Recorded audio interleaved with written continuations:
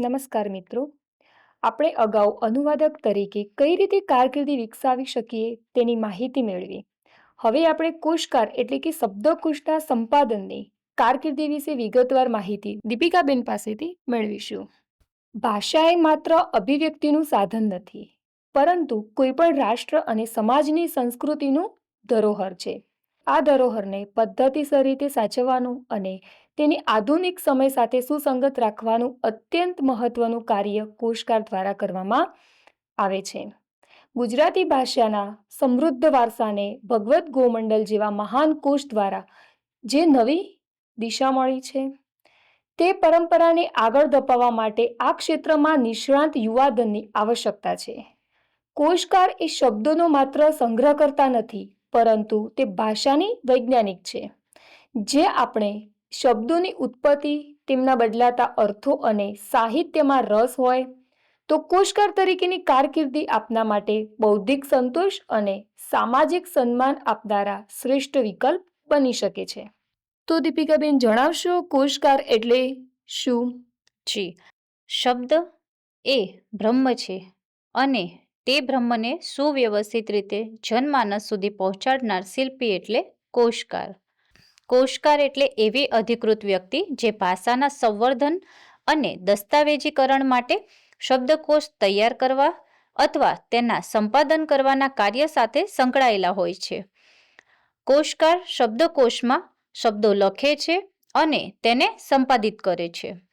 તેઓ શબ્દકોશમાં ઉમેરાતા નવા શબ્દો માટે અખબારો, સામયિકો, પુસ્તકો અને સોશિયલ મીડિયાની સતત સમીક્ષા કરે છે.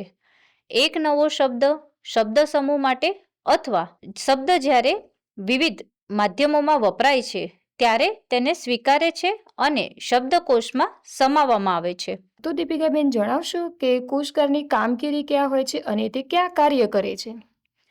તો મિત્રો, કોશકારની કામગીરીની વાત કરું તો કોશકારનું કાર્ય માત્ર શબ્દો ભેગા કરવાનું નથી, પણ ભાષાનું માળખું જાળવવાનું હોય છે.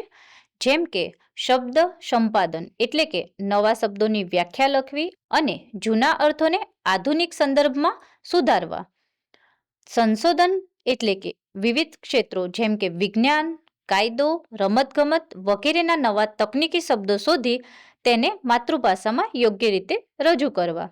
ભાષાંતર અને સમકક્ષ શબ્દો જેમાં એક ભાષાના શબ્દો બીજી ભાષામાં સચોટ પર્યાય શોધવો. દાખલા તરીકે અંગ્રેજી, ગુજરાતી કોશ બનાવવો.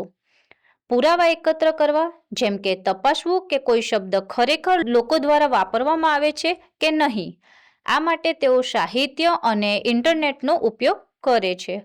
અને તેમના કાર્યસ્થળની વાત કરું તો તેઓ સરકારી સંસ્થાઓમાં ભાષા નિયામકની કચેરીમાં કાર્ય કરી શકે છે, યુનિવર્સિટી ગ્રંથ નિર્માણ બોર્ડ તથા શૈક્ષણિક અને સંશોધન સંસ્થાઓમાં ગુજરાતી કે અન્ય ભાષાના વિભાગોમાં સંશોધન પ્રોજેક્ટ હેઠળ કોશકારની જરૂર પડે છે ત્યાં પણ કામ કરી શકે છે.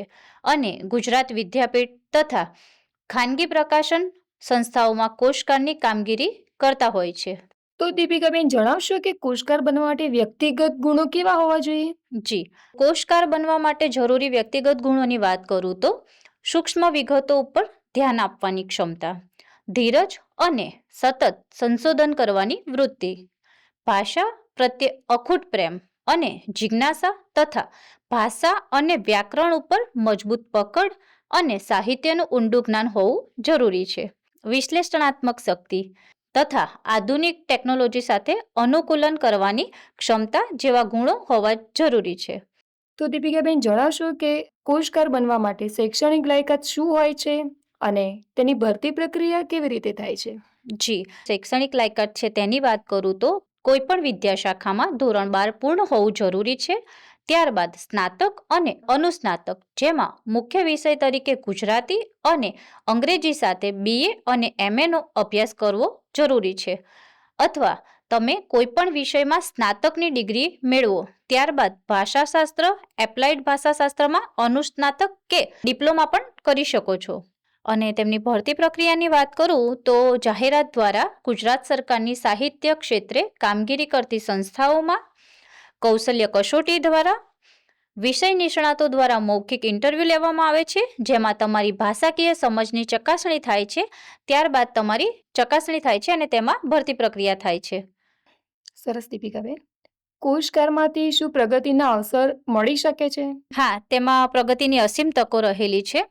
જો કોઈ સરકારી સંસ્થા કે યુનિવર્સિટી સાથે જોડાયેલા હો તો તમે સંશોધન સહાયક, ત્યારબાદ સહાયક કોષકાર તથા મુખ્ય કોષકાર કે સંપાદક અને ભાષા નિયામક અથવા વિભાગીય વડા સુધીના પ્રમોશન મળે છે. ફ્રીલાન્સિંગ અને કન્સલ્ટન્સીના અનુભવો આધારિત કોષકાર તરીકે તમે સ્વતંત્ર રીતે પણ કામ કરી શકો છો. દીપિકાબેન, કોષકારનું માસિક વેતન કેટલું હોય છે? જી, કોષકાર જે હોય છે, જો તે સરકારી સંસ્થામાં કામ કરે છે તો તેમાં સરકારશ્રીના ધારાધોરણ મુજબ તેમનું વેતન રહે છે. ખાનગી કે અન્ય સંસ્થામાં કોષકાર તરીકે તેમનું વેતન કોઈ એક નિશ્ચિત સ્તર ઉપર હોતું નથી, પરંતુ તે તમારી સંસ્થા, તમારા અનુભવ અને શૈક્ષણિક લાયકાત ઉપર આધારિત હોય છે. દીપિકાબેન, કોષકાર બનવા માટે શિષ્યવૃત્તિ કે યોજનાનો લાભ મળી શકે છે? જી હા, કોષકાર બનવા માટે રાષ્ટ્રીય પોર્ટલ સ્કોલરશિપ અને ડિજિટલ ગુજરાત પોર્ટલ ઉપરથી તમે શિષ્યવૃત્તિની માહિતી મેળવી શકો છો તથા લોન માટે પીએમ વિદ્યાલક્ષ્મી પોર્ટલ પરથી વધુ માહિતી મેળવી શકો છો. તો મિત્રો, આ સંદર્ભે અભ્યાસ ક્યાં કરવાનો થઈ શકે છે અને તેમાં સફળ થયેલા કોષકારોની સાફલ્ય ગાથા તથા આ કરિયર કાર્ડની લિંક અને વધુ માહિતી આપ આ વિડીયોના ડિસ્ક્રિપ્શન બોક્સમાંથી મેળવી શકો છો. આશા છે કે આ માહિતી આપને ઉપયોગી થશે. ધન્યવાદ.